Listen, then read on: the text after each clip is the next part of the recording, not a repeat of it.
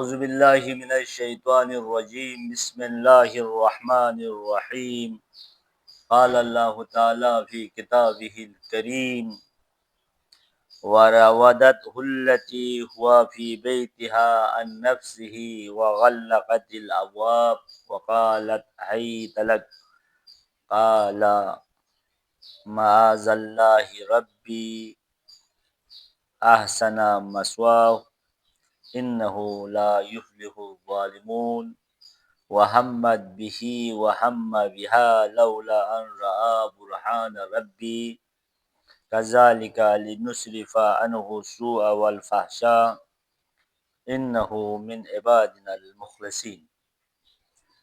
عزیزان محترم، السلام علیکم۔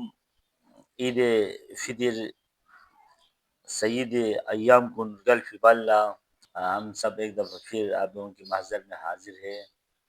سورہ یوسف ہے، قرآن کی احسن القصص سے اس کو تعبیر کی ہے رب کریم نے۔ احسن قصص، سب قصوں میں سب سے احسن، افعال تفضیل کا صیغہ۔ اور سورہ یوسف شیخ احمد غزالی کے تفسیر بحر المحبہ و اسرار المودہ۔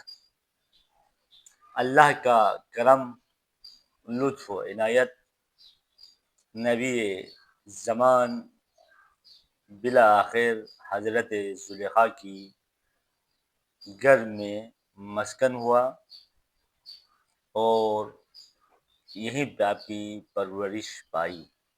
پہلا مسئلہ الاولیٰ، یوسف نبی ہے، یوسف معصوم ہے، اور گھر کی جو حالت ہے وہ ایک بت پرست گھرانے میں آپ کی پرورش ہو رہی ہے۔ مصر کا فضا، مصر کی ماحول، مصر کی حالت یکتا پرست نہیں ہے، موحد نہیں ہے۔ آہون اس طرح کی ایک اس وقت کی جو مذہب تھی بت پرستی کا، وہ سر چڑھ کے بول رہے، اور تمدن و فرہنگ و ثقافت و علم و ہنر و سب کچھ اسی کے گرد گھوم رہے۔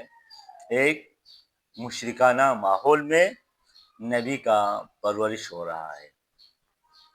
جس طرح رسول کریم صلی اللہ علیہ وآلہ وسلم جب مکے میں پیدا ہوئے، وہاں بھی ایک ایسا فضا تھا، وہاں بھی ایک ایسے ماحول تھی، مشرکانہ، بت پرستانہ، اور تمام برائیوں کی مرکز ہوا کرتا تھا مکہ۔ وہاں محفل لگتے تھے، محفل عکاس، شعر و شاعری کا دور تھا، شراب کباب کا دور تھا۔ تو اس ماحول میں نبی خدا نے آنکھ کھولی، ماحول نبی پر اثر نہیں ہوا، نبی ماحول پر اثر ہوئے۔ اسی طرح مصر میں ایک غلام، مصر کی جو تمدن تھے، جو فرہنگ تھے، جو ماحول تھے، اس سے متاثر نہیں ہوئے، بلکہ آپ نے جب سے مصر میں تشریف لایا، مصریوں کو اپنے طرف جذب کر لیا، کھینچ لیا۔ سب کی زبان پہ ایک نام تھا، وہ تھا یوسف۔ قریش کی زبان پہ ایک عدل و انصاف کا ایک شخصیت کی طرف انگوٹھی اٹھاتے تھے، وہ تھا محمد۔ تو ہمارے لیے پہلا پیغام یہ ہے، آپ مشرکانہ یا فساد اخلاقی جس معاشرے میں بھی جائیں، آپ کتنا مؤثر ہے اس معاشرے کی اصلاح کے لیے۔ اگر آپ بھی متاثر ہوئے، آپ بھی اسی ماحول میں پرورش پایا، تو یہ فائدہ نہیں ہے۔ ہماری پاکستان کی جو ماحول ہے وہ خراب اس لیے ہو رہے، ہم متاثر ہوتے، پھر اسی کو ہم ابھی اپنا لیتے۔ تو یہاں گھر میں پہنچنے کے بعد یوسف اپنے رب کریم سے رابطے میں رہے، زلیخا کی ہم و غم و عبادت و دعا و تبدیل لباس و تجسم اعمال و حسن و سب کچھ یوسف پہ لگا کے رہا، یوسف کے پیچھے رہا. لباس یوسف کے لیے، سلیقہ یوسف کے لیے، گھر میں کنگھی کرنا یوسف کے لیے، آنکھوں میں سرما لگانا یوسف کے لیے، باقی جو اس وقت کی خوبصورتی زیورات تھی، سب کچھ تھی، وہ صرف اور صرف جلب یوسف کے لیے تھا. یوسف کی بے اعتنائی تھی زلیخا کی طرف. تو یہاں پہلا یوسف اور زلیخا کے درمیان ایک کشمکش، دعوت الی گناہ اور فرار عن الگناہ. یعنی ایک طرف یوسف کو دعوت دے رہی ہے گناہ کی طرف، دوسری طرف یوسف اس گناہ سے بھاگنے کے لیے جوئی کر رہا ہے. پہلا فلما بلغ اشدہ آتیناہ حکما وعلما وکذالک نجزی المحسنین.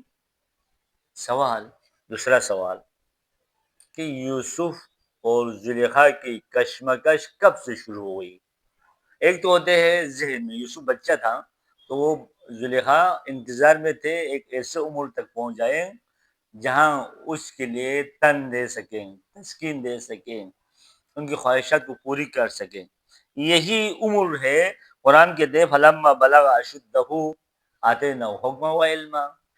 جب رشد پہ پہنچے، اشدہ ہوا، رشد پہ پہنچے تو ہم نے یوسف کو علم بھی دے دیا اور حکمت بھی دے دیا. ہماری علم میں حصولی ہے.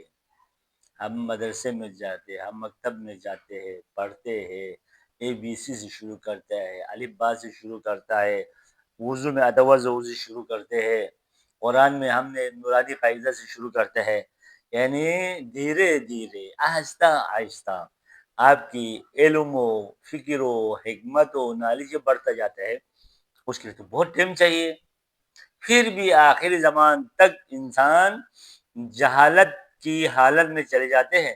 یعنی آپ دنیا کے جتنے علوم ہیں اس علوم میں سے آپ کو کتنا ہے؟